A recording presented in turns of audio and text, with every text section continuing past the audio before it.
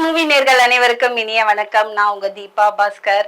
இந்த வாரம் ஒரு சூப்பரான ஒரு லவ் ஸ்டோரி தான் வந்திருக்கு. ஸோ அதை அழகா உங்களுக்கு சொல்றதுக்கு தான் நான் வந்திருக்கேன். அருமலே அதான் படத்தோட பேரு. இந்த பேரு சொன்ன உடனே உங்களுக்கு யார் ஞாபகம் இருக்கும்? எஸ், கௌதம் வாசுதேவ் மேன் தான். அவர் தான் ஞாபகம் வரும். அவர் படத்துல வர அந்த முக்கியமான லைன்ஸ் தான் அந்த ஆரோமலே. அதுதான் படத்துக்கு டைட்டிலா வச்சிருக்காரு. ஏன்னா இந்த டைட்டில்லயும் ஒரு விஷயம் இருக்குதுங்க. இவர் அவர்கிட்ட அசிஸ்டன்ட் டைரக்டரா ஒர்க் பண்ணியிருந்தாரு. அதனால அந்த ஆரோமலைன்னு வச்சிருக்காங்க. படமும் ரொம்ப அப்படியே சூப்பரா ஸ்மூத்தா தான் போயிட்டு இருக்கு. இந்த படத்துல ஹீரோவா யார் பண்ணியிருக்காங்கன்னு பாத்தீங்கன்னா கிஷான் தாஸ் பண்ணியிருக்காரு. இவர் இதுக்கு முன்னாடி முதலும் நீ முடிவும் நீ பண்ணியிருக்காரு. ரொம்ப சூப்பரா இந்த படமும் ஒரு வித்தியாசமான கான்செப்ட் நல்லா இருக்கு. தென் இதுல ஹீரோயினா சிவாத்மிகா பண்ணியிருக்காங்க. ஒரு சின்ன கேரக்டர்ல நம்ம மேகா ஆகாஷ் பண்ணியிருக்காங்க. அதாவது வடக்பட்டி ராமசாமி பல படங்கள் பண்ணியிருந்தாங்க. அவங்களும் பண்ணியிருக்காங்க. தென் இதுல முக்கியமான ஒரு காமெடி ரோலா நம்ம ஹர்ஷத் பண்ணியிருக்காரு. ஓகே, இப்ப நம்ம கதைக்குள்ள வந்துடலாம். கதை என்னன்னு பாத்தீங்கன்னா, இவருக்கு அதாவது நம்ம ஹீரோக்கு ஸ்கூல் படிக்கும்போது ஒரு லவ். அந்த லவ் பாதியிலே புட்டுக்கிட்டு போயிடுச்சு. அதுக்கப்புறம் காலேஜ் படிக்கும்போது ஒரு லவ். பால் வருது, பேட் எடுத்து அடிக்கிறேன்னு சொல்லிட்டு, சாரி பால் அடிக்கிறேன்னு சொல்லிட்டு அந்த பேட்டே ஸ்ட்ரெயிட்டா போய் அந்த ஹீரோயின் மண்டையில விழுந்து அந்த லவ்வும் புட்டுக்கிட்டு போயிடுச்சு. அதுக்கப்புறம் காலேஜ் டேஸ்ல ஒரு லவ்.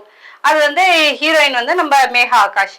அவங்களுக்கு மேரேஜ்ல அங்க போயிட்டு இவங்க ரெண்டு பேர் தான் லவ் பண்றாங்க அப்படின்ட்டு, அதாவது நம்ம சிரிக்கிறோம் பழகுறோம் பாத்தீங்களா, அதை அவர் லவ்னு தப்பா நினைச்சிட்டு அவங்க கல்யாணத்தை போய் நிப்பாட்டுறேன்னு போய் நிக்க போய் அதுல ஒரு பெரிய கலவரமா ஆகி அந்த கல்யாணம் நல்லபடியா நடந்துச்சு. கடைசியில இவரு தான் ஆஸ் யூஷுவல் பல்ப் வாங்கிட்டு போனாரு. ஸோ தொடர்ந்து இந்த மாதிரி லவ் ஃபெயிலியர்லாம் ஆயிட்டு போலீஸ் வரைக்கும் போனவொடனே வீட்டுல திட்ட ஆரம்பிச்சுட்டாங்க.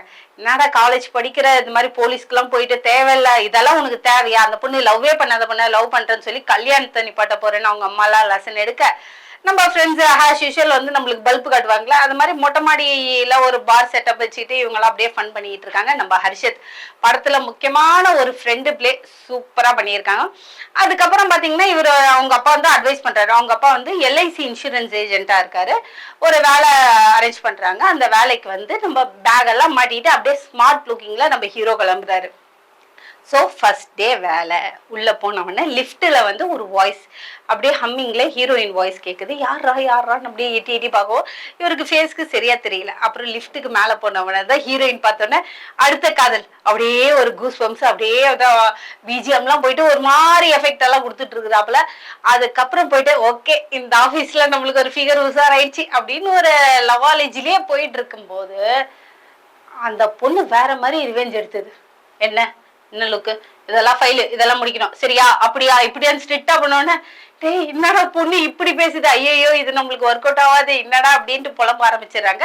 ஸோ இந்த மாதிரி தான் கதையே மூவ் ஆயிட்டு இருக்கு.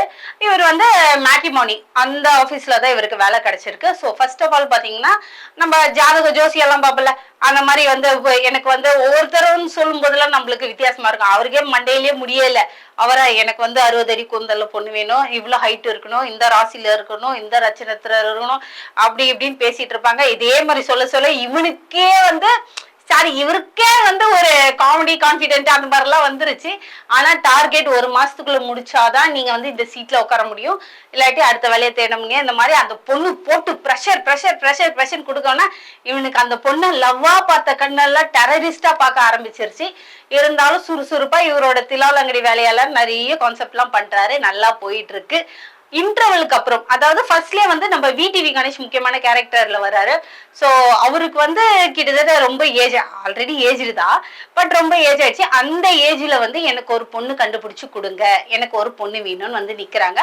இவங்க என்ன சொல்றாங்கன்னா, நம்ம மேட்ரிமோனி இவங்க என்ன பண்றாங்கன்னா, அவங்களோட திலாலங்கடி நம்மளுக்கு தெரிய வச்சுச்சு. மேட்ரிமோனினா ஏதாவது கன்ஃபார்ம் பண்ணி பேசி மாப்பிள்ளையும் பொண்ணையும் செட் பண்ணி விட்டுறணும். இது ப்ராஜெக்ட் அவங்க கண்ணுக்கு இது ஒரு ப்ராஜெக்டா தான் தெரியுது. நம்ம ஹீரோ கண்ணுக்கு அது ஒரு லவ் லைஃப். ஸோ 2 பேருக்கும் பிடிச்சிருந்தாதான் கல்யாணம் பண்ணி வைக்கணும்னு இவர் இந்த பக்கம் நினைக்க, இந்த அம்மா ஒரு ப்ராஜெக்டா நினைக்க, இப்படிதான் போயிட்டு இருக்கு.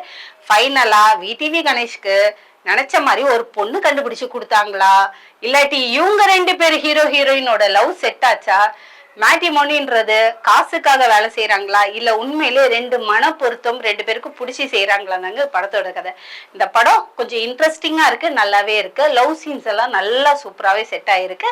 ஒரு ஜோடியா போய் பாக்குற மாதிரி படம். என்ன இவ்வளவு தூரம் சொல்லிட்டு டைரக்டரோட பேர் சொல்லலைன்னா எப்படி? டைரக்டர் சாரங் தியாகு. உங்களுக்கு மிகப்பெரிய ஃபியூச்சர் இருக்கு. சின்ன பையனா இருந்தாலும் நல்லா சூப்பரா அந்த கேமரா எடுத்துட்டு போற விதமா சரி, அந்த ஸ்கிரீன் பிளேயிங்கா இருக்கும், எல்லாமே வந்து கரெக்டா இதுக்கு அடுத்து அடுத்து இதுக்கு அடுத்து அடுத்துன்ட்டு எதையும் மிஸ் பண்ணாம ரொம்ப சூப்பரா எடுத்துட்டு போயிருக்கீங்க. ரொம்ப அழகா எல்லாருக்கும் கன்வே ஆகியிருக்கும். So all the best. அடுத்தடுத்து நிறைய திரைப்படங்கள் நீங்க பண்ண என்னுடைய வாழ்த்துக்கள். நன்றி.